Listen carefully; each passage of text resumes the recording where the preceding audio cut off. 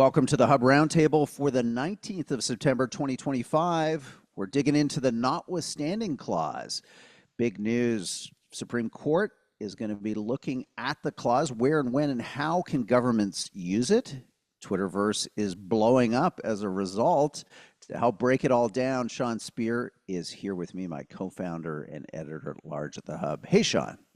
Hey, Roger, the first roundtable of the new parliamentary session. We've been talking all week about the issues that are going to dominate the agenda: immigration, the economy, Canada-U.S. relations, and here we end the week with the intricacies of Canadian constitutionalism, provoking a strong reaction. As you say, it just in the past 24 hours or so, we learned that the government of Canada has intervened in a forthcoming Supreme Court case concerning Quebec's controversial Bill 21 around religious attire for those working in and around the public service.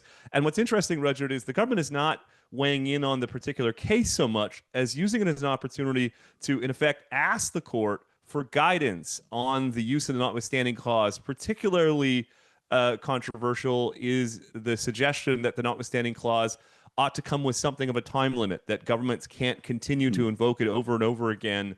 And so, what's fascinating about it is that Mark Carney's entire political persona is really focused on the economy. But if we're betting right here, and this is indeed going to be as a big issue as I think it is, this may come to kind of dominate a lot of the political agenda in the coming weeks and months. Yeah, burn up a lot of the oxygen, so to speak. But so, Sean, why is it controversial or potentially controversial? I mean, we've seen provinces here in Ontario, where I'm recording from.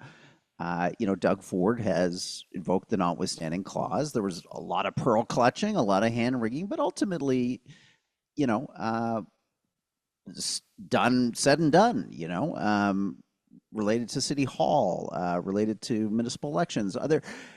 I guess what I'm getting at, Sean, is that the use of the notwithstanding clause seems to have been normalized over the last few years by provincial governments, and people seem to see it as a legitimate exercise in political power, in the supremacy of legislatures, of duly elected politicians over the courts. It may be a bit of a rebalancing, Sean, between, the power of the courts and the power the Constitution, affords them to dictate public policy.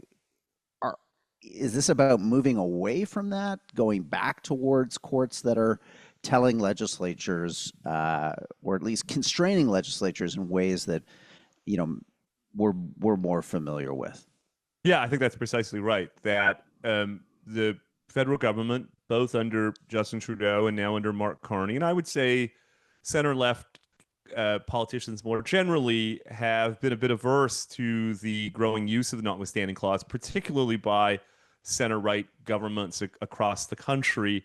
And I think this submission from Justice Minister Sean Fraser aims to do precisely what you're saying: put some constraints on the notwithstanding clause. And the reason that's provoked such a reaction, particularly from the right, Rudyard, is that, as you know, and a lot of our listeners and viewers know, the notwithstanding clause, Section 33 of the Constitution, wasn't a tangential part of the constitutional rounds of the 1980s.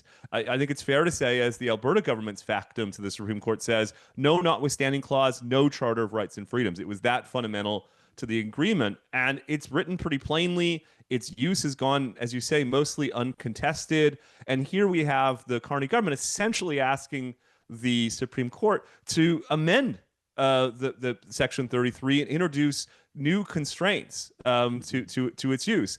I think for that reason, we're going to see a lot of pushback, including from provincial premiers. One gets the sense, Roger, that if the Carney government was looking for a way to build an alliance between Quebec Premier François Legault and Alberta Premier Daniel Smith, he may have inadvertently just found one.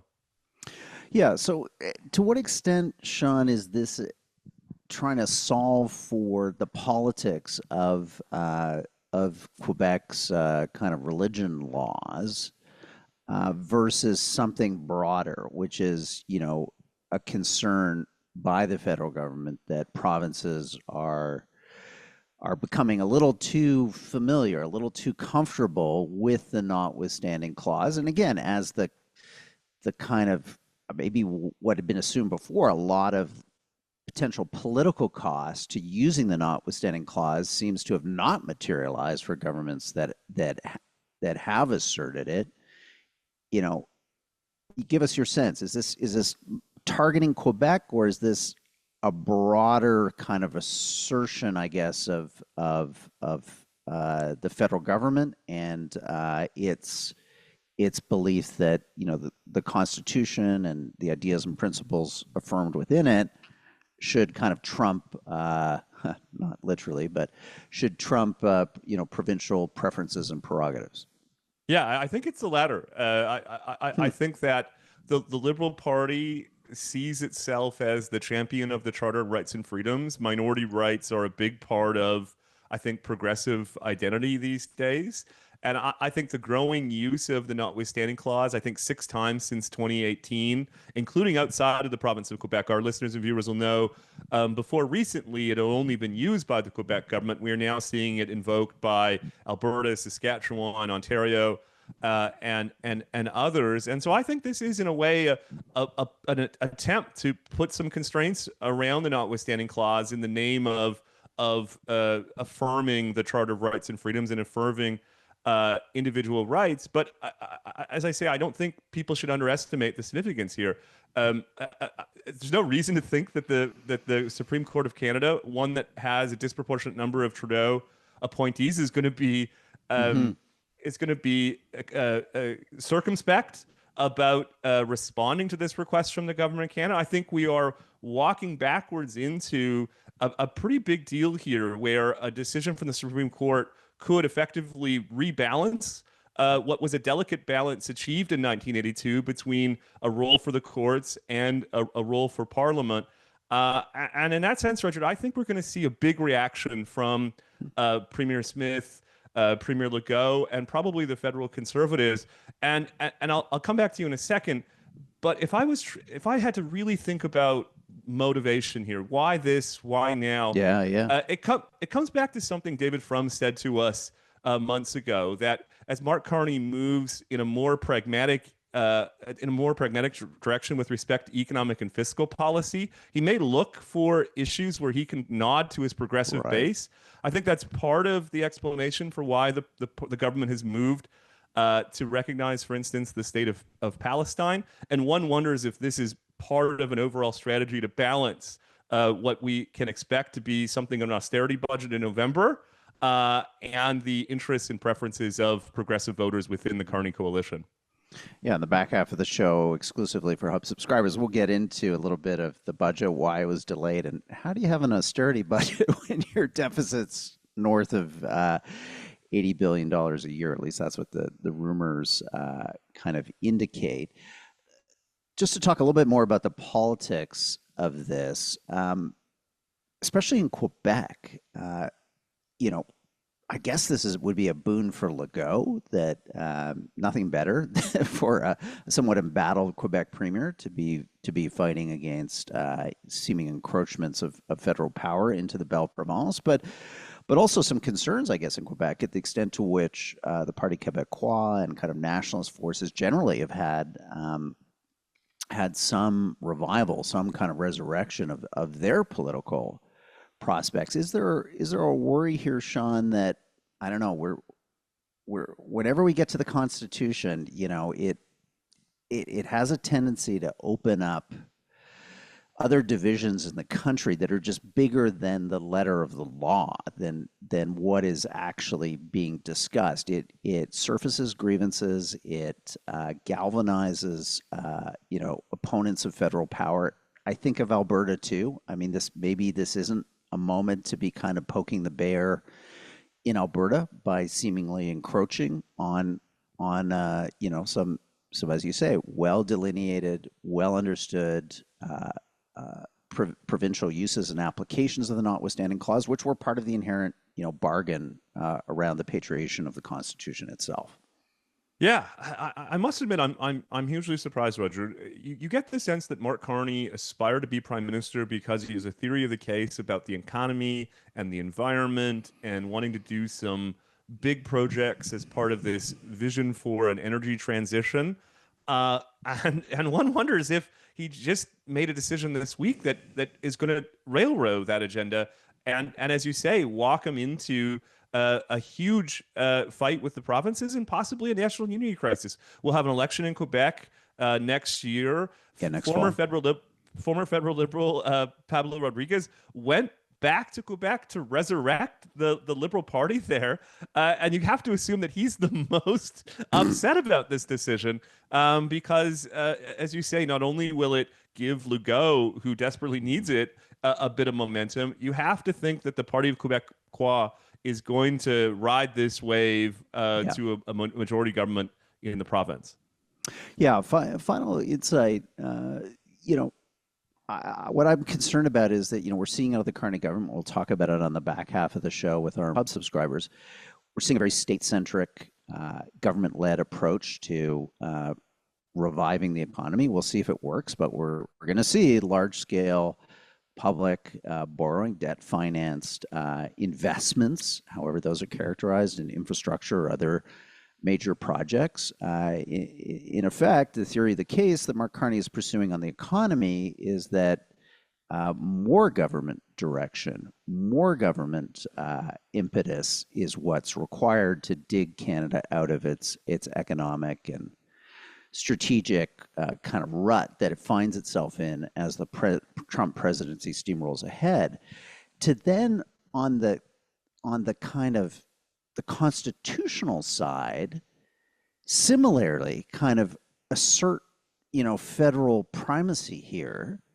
I Yes. don't know, suggests to me a kind of the potential for a dangerous overreach where, you know, provinces and others and voters are kind of internalizing this idea of, wow, we are leaning into the state. We are going to use the power of the public purse and, more government bodies like the new housing agency, the new, build Canada national projects office in Calgary. We're creating more bureaucracy.